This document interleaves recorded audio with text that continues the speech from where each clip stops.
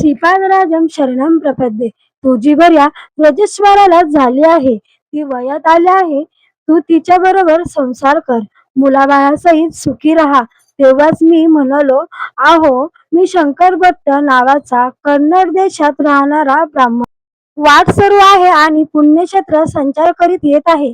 मी दत्तभक्त आहे. श्री दत्त प्रभू श्रीपाद श्री वल्लभ या नावारूपाने अवतरलेले आहेत. असे ऐकून कुरगडीला पारायण आरंभले आहे. परमपवित्र गायत्रीची शपथ घेऊन सांगतो, मी ब्रह्मचारी आहे. मी तुझ्या मनात तुम्ही म्हणता तो सभा नावी नाही, परंतु माझा आवाज ऐकणारे कोणी नव्हते. ते पुष्कळ लोक जमा झाले होते. प्रत्येक जण कोणत्या ना कोणत्या रीतीने माझ्याशी निंदाच करत होता. मला सब्बा या नावाच्या माणसाच्या घरी नेण्यात आले.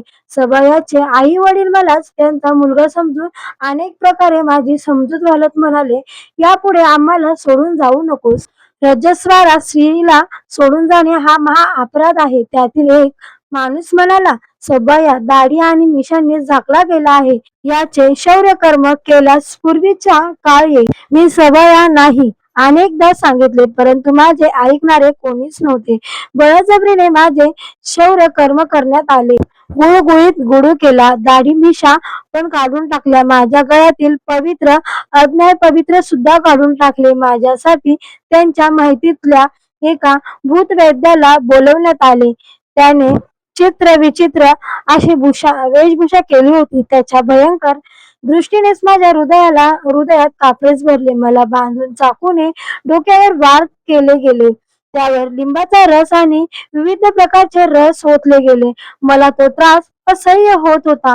हा सगळा छळ झाल्यावर सभयाला ब्राह्मणभूताने पछाडलेला आहे, म्हणूनच हा जानवे घालून मंत्र बळतो असा निर्णय घेण्यात आला. तिरुपतीला असलेला ब्राह्मण सुद्धा स्तबस्तच झाले होते. या नगरात आलेला वाटसरू सभयाच आहे. त्याला एक ब्राह्मण राक्षसाने बांधलेले आहे, तर असेच ते गाव समजत होते. मला त्या गावातील मोठ्या श्रेष्ठ ब्राह्मणाकडे नेले गेले. ती की कन्नड देशातील स्मार्ट ब्राह्मण आहे. भारद्वाज गोत्रात आहे. नामक चमक मला येते, सद्यवदन पण करतो, असे माझ्या सांगण्यावर त्यांचा विश्वासच नव्हता. सभयास एक कन्नड ब्राह्मण भूताने झपाटलेले आहे. त्यासाठी योग्य चिकित्सा करून परत पूर्वसारखे करावे, असे त्या श्रेष्ठ ब्राह्मणांनी सांगितले.